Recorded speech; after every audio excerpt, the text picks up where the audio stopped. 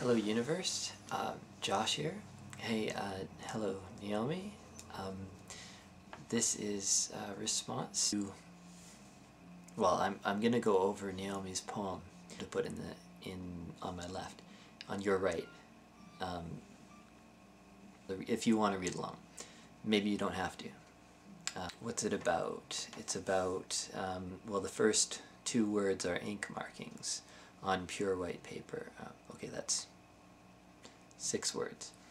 The poem nominally is about what you've created and the effect that your past has on you, I believe. Because in the second line it says, "My hand cannot write such words without you telling me." Now the you, who knows who that is? I mean, that could be could be your inner muse, could be your muse, could be another poet, perhaps, but it's not explained in the poem. However, when a pronoun is used in a poem like this, it usually refers to something that occurred immediately before, or maybe to whoever the poem's addressed to, but there is no addressee here. So it's just ink markings. So on the surface, the person being addressed is your past self, and how you can't escape your past self because you've created these pages of work that you can choose then to throw away or work with and build on. The other thing I wanted to mention about your poem is this one line. It says, "I've written too many words to count." And see, I see this occasionally in poetry, and that is you get absurd lines, too many words to count.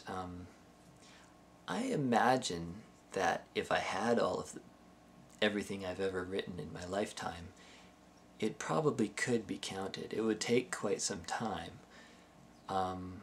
Maybe I'd have to do some multiplication. Anyways, I saw that statement, "too many words to count," as a possible exaggeration or hyperbole, but maybe not. Maybe it would be just too many to practically count. Anyways, I like seeing that in a poem though, when it's big. Too many, too big, too vast, beyond this or that. I really enjoy seeing that in poems. The other thing I wanted to mention of this poem, it says, okay, these 2 lines, "And whether my words soar like an eagle over lands so vast, or can barely leave their nest, I will continue to write." And I just wanted to mention that I found the second of those 2 lines, the barely leaving the nest part, far more poetically interesting than soaring like an eagle over vast lands.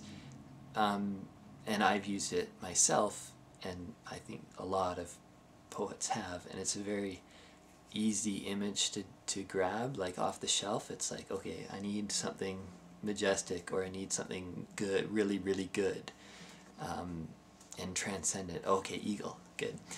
And that's fine, but I find that one sentence, it's describing something very sublime and out there, but then in doing so it's using a conventional metaphor. But the next line is slightly better, even though it's talking about barely leaving the nest. It has that newness of image, that's slightly new, of baby birds and things like that. And while the line itself is conveying something of incompetence, or not so great.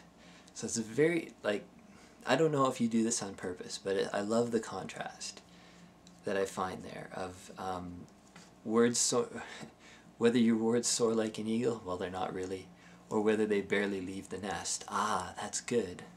So I don't know if you do that on purpose, but of course you do. I don't know. Once again, you are scribbling thoughts and phrases down for me. It's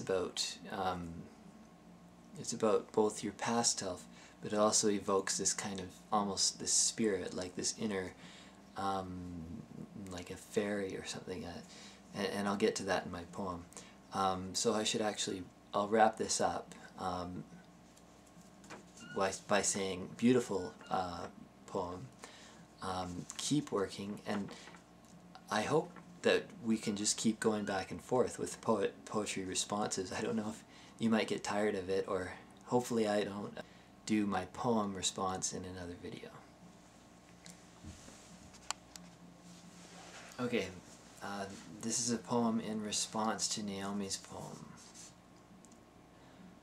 I caught my breath again at midnight, surrounded by books, papers, cat, lamp, spreadsheets. I dreamed your words, but I felt your mind between my fingers, tattered, ink-stained printouts. White with possibility, black with thoughts that struggle to come true. Letters like fairies trying to squeeze through the barrier between our two dimensions. Do you know where poetry came from? Poetry is the remnant of the ancient conjurers, Solomon and Hermes.